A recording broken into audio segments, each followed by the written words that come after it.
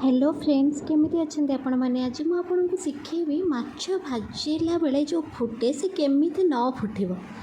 से प्रथम तो मुझे देखो माछ को भल भाव धोई नहीं से मु लुण आड कर हलदी भी आड कर फॉर मैरिनेट पर्पज देन मु आड करी कि लेंबू रस कारण लेंबू रस आम जो मैरिनेट टाइम आड करवा माछरे तो आपण मैंने देखिए कि माछ जो फुटे